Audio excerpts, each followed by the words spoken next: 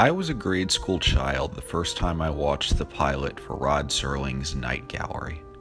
There happened to be a VHS copy of it at my local video store, and since I was just beginning as a young fan of Steven Spielberg, I decided to rent the pilot to see if Spielberg's segment was any good.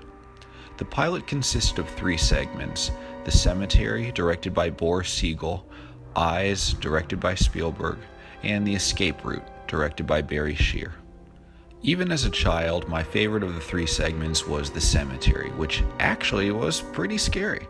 I liked how freaked out Roddy McDowall was by that painting which was coming to life. My least favorite of the 3 segments was by far The Escape Route, which I thought was boring and completely cold on an emotional level. The only thing notable about it is that it stars Richard Kiley, who decades later Spielberg would cast as the theme park narrator in Jurassic Park.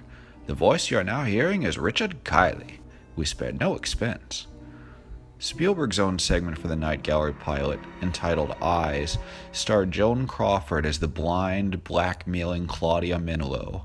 As a child, I enjoyed this segment because it was amusing to me how this wretched old blind lady finally got her wish of eyesight, only for a blackout to occur at the exact same time. But when I watched it again recently, it didn't impress me as much. A lot of critics complains that the plot didn't make any sense, and it doesn't. I mean, even if there was a blackout, why wasn't she able to see all those car lights outside? Also, the pacing of the segment isn't too good, it just kinda drags along. Spielberg was only 22 years old when he directed Eyes, and he has since admitted that it was a very bad experience for him. And I understand that now because you can kind of sense him struggling to figure out how to make this mediocre material interesting. For example, only as an adult did I notice that shot of the upside-down reflection in the chandelier. It's one of those hilariously artsy shots that every young filmmaker experiments with early on in their careers. More interesting than the episode itself, in my opinion, is the story of how it was made, particularly Spielberg's working relationship with Joan Crawford, who immediately made it her mission to ensure that Spielberg's first professional directing experience be a rewarding one. Crawford was a bit of a diva on the set, and Spielberg sometimes got into arguments with her, but he later commented, "She treated me like I knew what I was doing, and I didn't. I loved her for that." The other Night Gallery episode which Spielberg would go on to direct was Make Me Laugh, and sadly, this segment is actually worse than Eyes.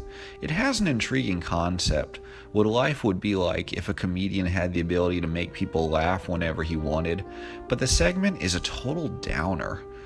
To be sure, Godfrey Cambridge gives a good performance. In fact, it's the first lead performance by an African American in anything directed by Spielberg. But what really kills this segment is the depressing ending. Spielberg is often criticized because his films tend to have happy endings, but Make Me Laugh is proof that just because you have a tragic ending doesn't mean you'll end up with anything good. Overall, Spielberg's 2 episodes for Night Gallery are by no means terrible, but seeing as how Rod Serling wrote both scripts, it's a shame that Spielberg couldn't have directed something more exciting for the show. If nothing else, these episodes should be viewed as a dress rehearsal for the far more interesting television work that Spielberg would direct in his next few years at Universal.